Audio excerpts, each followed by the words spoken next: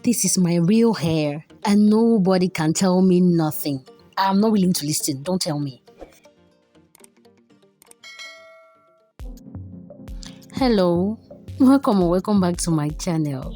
Today I'm going to show you how I use old Marley hair to create the most natural looking twists ever. Tell me they don't look like my hair. You can't tell me that, right? I always have Marley hair in the house because I love twists. Not with my natural hair because my natural hair does not like it, but with Marley hair, it gives me some sort of elegance. I can reuse it up to 4 times and it still looks new. This is how I wash it. I just use plain water and soap, scrub the hair like a stained cloth. I really scrub hard and repeat up to 3 times to make sure all the dirt is out. Then I rinse plain water, squeeze and set to dry. This is the mess we are working with. We are first going to make it make sense before I show you how I achieve the hairstyle without a rubber band and without a crochet too. So I'm going to take one small piece as shown in the video, fluff it out using my thumb.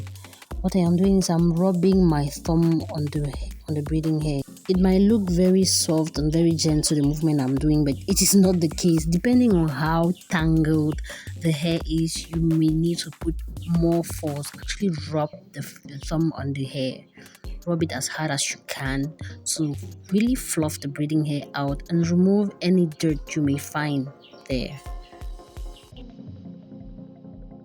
What I mean by dirt is removing all the tangles that do not want to come out. You might even need to cut them out. So this is the result. Let me show you that again. So this is an example of a really tangled one that did not want to open up. You need to just work your way around it. Look at this. Look at the tangles are removed. Just work your way around it and cut only when you can't find a way out, so you don't reduce the quantity of braiding hair too much and the length too. I want to use one bundle for each twist I make. Since I did the hair, I know how to get back the one bundle. This is one that is unused. Of course, it is not from the same brand. What I usually do when I want to braid the hair is I separate one bundle or two, then I use each side for one twist. So in order to achieve one bundle again, I need to have at least 4 small pieces. 4 of them brought together give me one full bundle.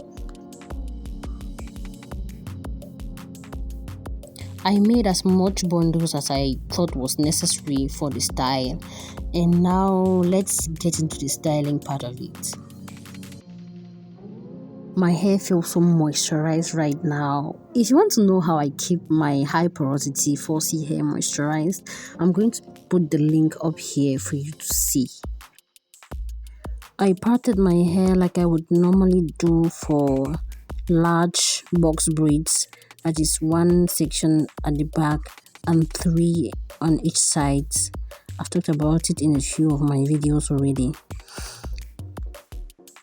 So in total I did 2 twists at the back, followed by 5, then 6, and here at the top I did 4 twists. That is a total of 17 twists, 17 chunky, natural looking twists.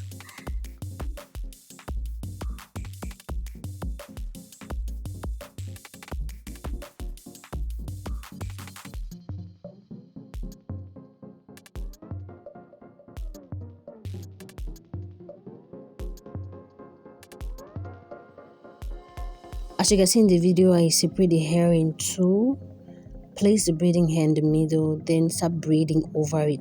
This is to hold the braiding hair down without using a rubber band, and it also serves as base for the next step.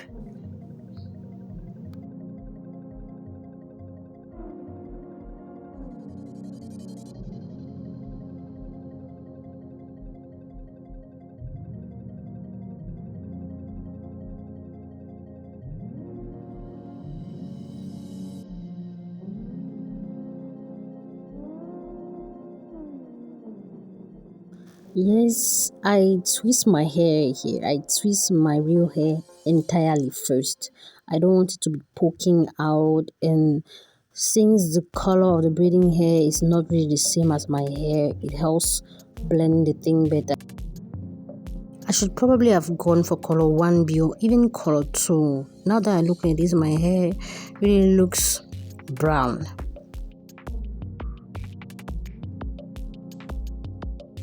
Once I am done twisting my real hair, I add it to one of the sections of the braiding hair. Then I start twisting again. While I am still twisting over my hair, I try to make it as tight as possible.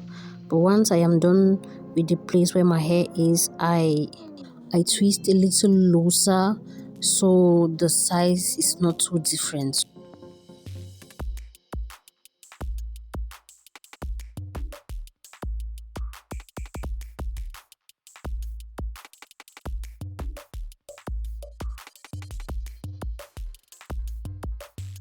As you can see, the twist does not thin out abruptly, it just goes naturally because I held it tight.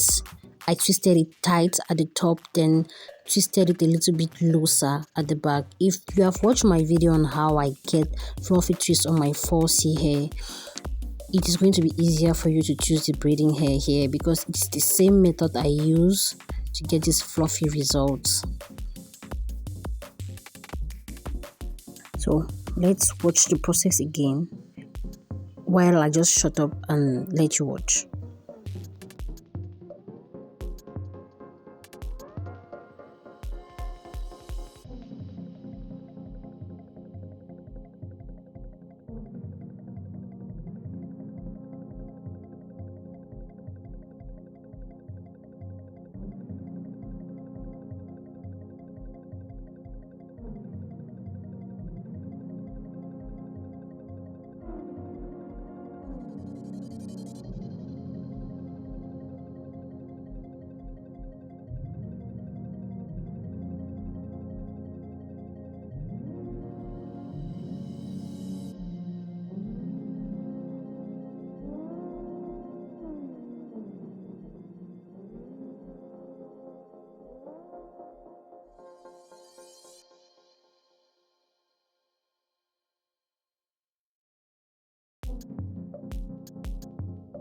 At the end of the day, these are the results, and I'm going to follow by trimming the ends. We don't want our natural hair, our fake natural hair, to look like it has split ends. It really, I just love the results. I always feel like I could look really good with freedom lock.